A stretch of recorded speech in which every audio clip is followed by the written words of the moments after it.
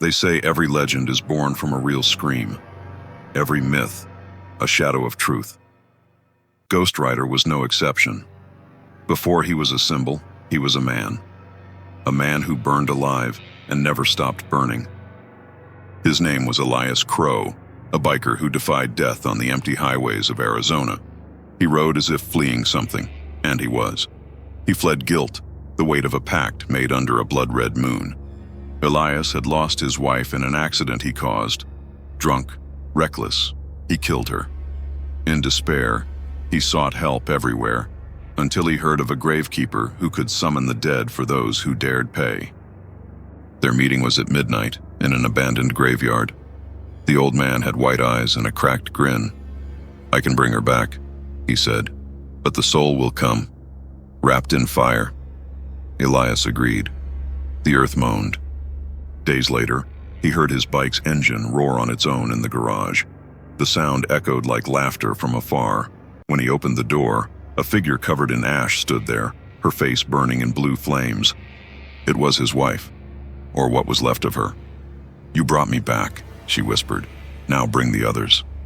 Then she vanished, leaving only the stench of gasoline and burnt flesh behind. That night, Elias slept with the engine running. He dreamed of hell, demons made of bone and smoke.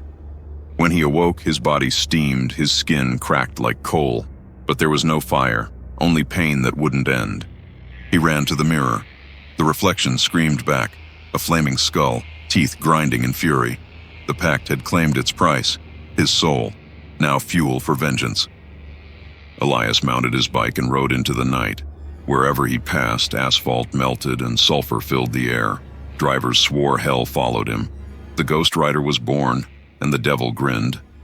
His victims were always the same: killers, rapists, cruel men. He could feel their sins, drawn like a magnet. When he found them, his eyes burned bright, and their souls turned to ash within seconds.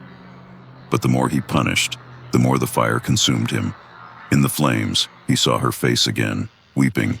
"You should have let me go," she whispered. "Now we're one," and the engine wailed like grief.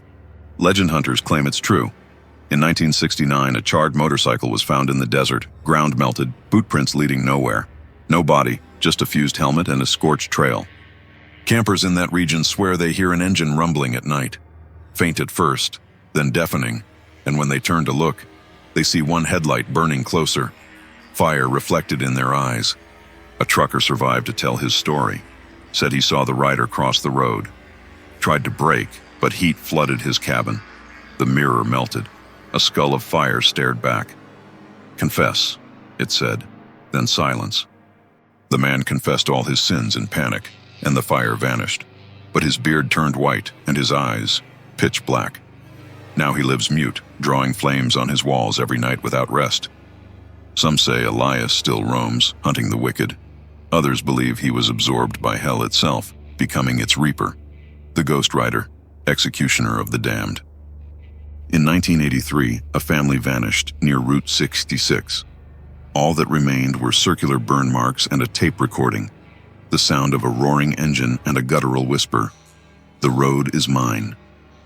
Investigators replayed the tape for hours, always the same sound, until the final listen, when a new voice emerged. "You shouldn't look for me." The tape burst into flames. Eventually, the government shut down the highway at night. But thrill seekers still went. None returned sane. Those who did spoke of eyes of fire emerging from darkness and laughter riding the wind. Today, they say if you hear an engine in the distance at midnight, don't turn around, because if you do, you'll see the fire ignite, and the Ghost Rider will come for what's his, your soul. Decades passed, and the legend spread across America. Some said he was vengeance itself, others a fallen angel.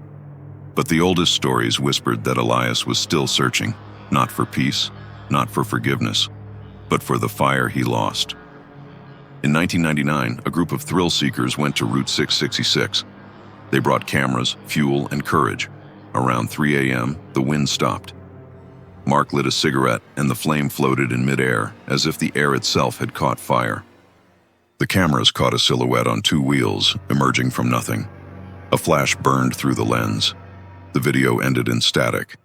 The next day, only melted bikes were found. No bodies, just circular scorch marks. The newspapers buried the story. Police claimed it was a fuel explosion, but locals swore they heard laughter that night.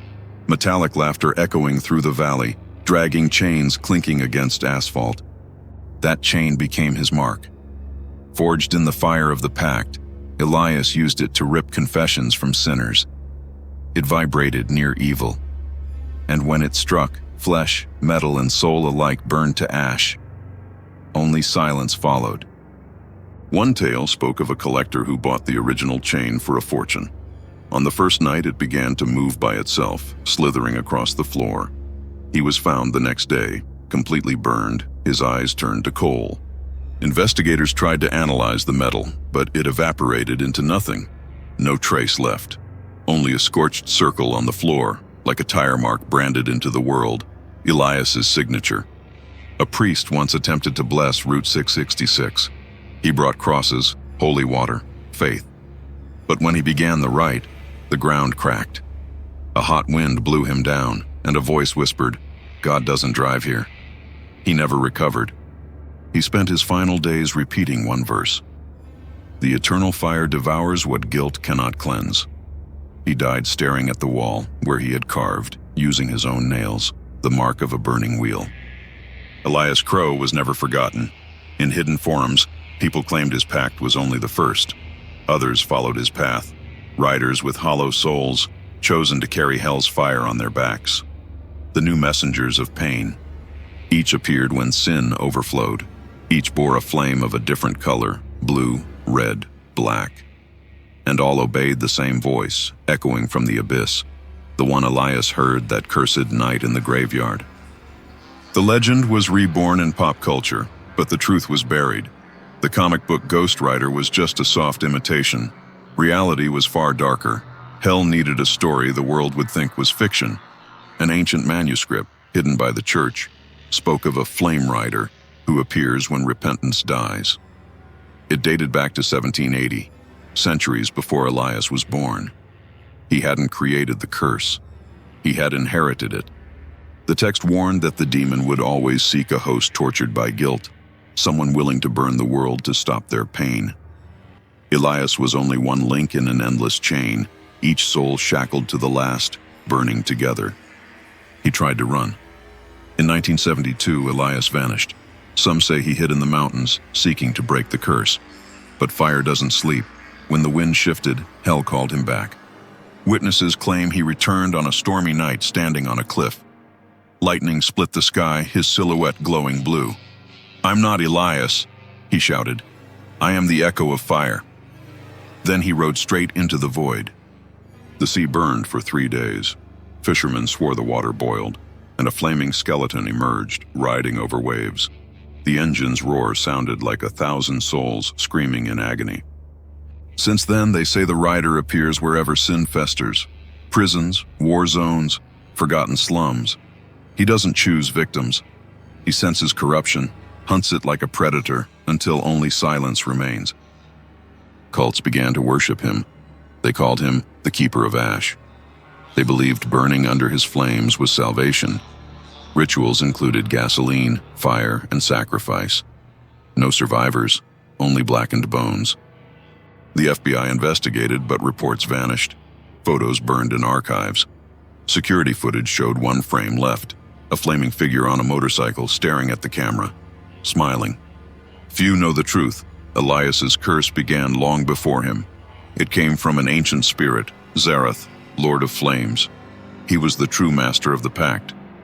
Elias only struck the match. Zarath turned the world into kindling. Zarath didn't crave ordinary souls. He devoured pain, despair, regret. Guilt was his feast.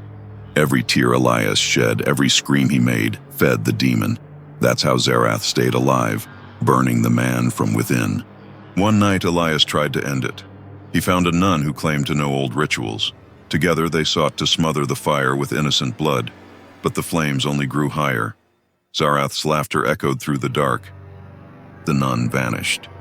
Only her scorched habit remained and footprints that ended in fire. Since then, monks avoid speaking the name Zarath. They say each time it's spoken, another soul is marked to burn. Elias realized too late he didn't control the power. He was its prison. The fire didn't cleanse, it persisted, and as long as it burned, hell would always have a messenger among the living. Scholars call it the carrier's syndrome, a curse that bridges the living and the damned. Each cycle, a new host is chosen, and legend says the next has already been born. Somewhere, a baby cries in fire. In 2005, a motorcycle crash drew attention. A young man named Daniel Crowe, Elias's great-grandson, survived an explosion that killed 3 others. His body was unburned, but his eyes reflected the flame. Daniel began having nightmares, endless roads, voices whispering his name. "You inherited the pact," they said. In mirrors, his face flickered with fire. When he woke, the room smelled of gasoline and smoke. He ignored it until fate intervened. One day, he found Elias's bike in a museum. The moment he touched it, the alarm screamed, and the tank exploded in blue fire. Cameras caught a flaming figure escaping the ruins. Daniel vanished for months. When he resurfaced, he was seen on a Texas highway, body ablaze. Cops who chased him melted inside their cars. The road remained marked with glowing tire tracks. Zarath had found his new rider. Hell demanded continuity. And like Elias, Daniel carried guilt, the same cursed bloodline. The difference was, this time, the demon no longer needed permission. Sightings multiplied. Every unpunished sin seemed to summon him. Entire towns reported strange lights in the sky, fiery trails carving symbols. Governments denied it. Satellites couldn't explain the heat signatures. Thermal scans revealed a flaming skull pattern across the desert, the same symbol Elias once left behind. It was as if the earth itself had become an altar, and fire, its eternal prayer. Scientists claimed it was gas leaks, optical illusions, radiation. But one technician confessed, "When I saw the raw footage, I heard an engine inside the lab. The monitor caught fire. After that, no one touched the data again." Daniel became a fugitive, yet anyone who pursued him disappeared in flames. One agent reported seeing him up close. The fire wasn't on him, it was inside him, like his soul had ignited. A new legend rose. Videos and blurry photos flooded the web. A flaming rider tearing through highways. People called him the Devil's Biker. But the old ones knew his real name, Crowe. A blogger obsessed with the case noticed a pattern. Every time Daniel appeared, someone guilty vanished. No body, no evidence, only sulfur in the air, and distant laughter rolling through the wind. Some called it divine justice, others demonic vengeance. But hell doesn't care about morality, it only burns. And the rider doesn't judge. He executes cold and precise, like a man who's forgotten he was ever human. People began worshiping fire. They burned offerings by the roadside, begging for mercy. Some swore they heard a voice whisper, "There's no mercy in fire, only endings." Then the flames died on their own. No one knows where Daniel is now. Some say he died, others that the fire took him. But one truth remains. When the air smells of gasoline and the wind turns hot, hell awakens, and the ghost rider rides again. The signs began quietly, fires starting from nowhere, smoke rising from graves, crosses melting. Soon, fire needed no fuel. Flames appeared in silence, consuming everything. It was the prelude to purification. In small towns, people reported seeing a burning rider watching from the hills.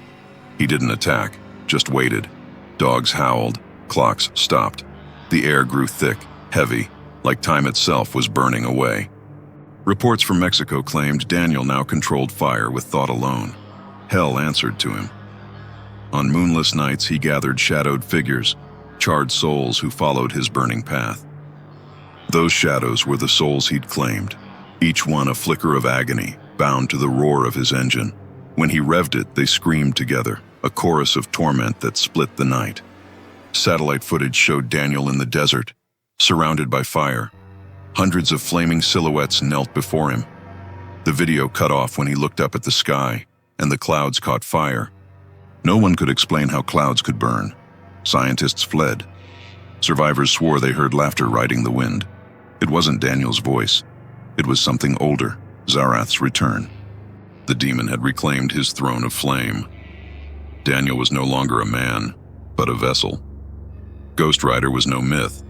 It was evolution. The apocalypse no longer waited. It rode. Roads began to vanish. Asphalt melted like wax.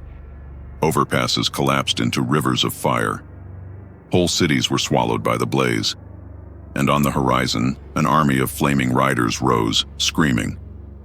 Hell no longer lived below. It rode on wheels. Each bike, a condemned heart beating in flame. The roar of thousands of engines became the dying sound of Earth itself. Through Daniel's eyes, Zarath watched the world. To him, every soul was fuel. The planet became a pyre. The end wouldn't come with trumpets, but with engines and fire roaring into eternity. Governments retaliated. Drones, missiles, hellfire against hellfire. None worked. Weapons melted mid-air. The heat was so intense, satellites combusted. The sky turned permanently red. Secret reports described angels descending to fight. But even the divine burned. Wings disintegrated. The fire of Zarath was ancient hate. Too old to die, too new to understand. Humans began praying to the rider, begging for mercy. He simply stared, and wherever his gaze landed, skin ignited. People burned from within, their guilt exploding like sparks. The last TV broadcast showed a road of fire stretching into infinity. The camera trembled. In the distance, the engines roar, and a voice, "Hell has come home." After that, silence. No sound, no wind, just the smell of smoke. Survivors say Earth sleeps beneath ashes. Sometimes the ground still pulses, as if breathing. Some believe the fire died. Others say it changed shape. They whisper it hides in machines, screens, electric sparks. Each flicker, a fragment of Zarath, waiting for a new host to reignite. Thermal scanners picked up rhythmic heat waves along abandoned routes. Every midnight, the temperature spikes, as if a bike engine roars to life. No one dares check.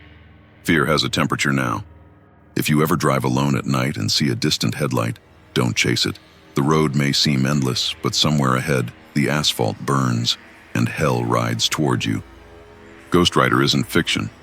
He's a warning that fire doesn't punish, it collects. Every soul owes a price. Some pay with life, others with eternity. Elias and Daniel were only the beginning. So when you hear an engine growl in the dark, don't look back. Hold your breath. Pray, if you still remember how. Because if he stops beside you, there's no salvation. Only fire reflected in your eyes. Follow the channel before he follows you.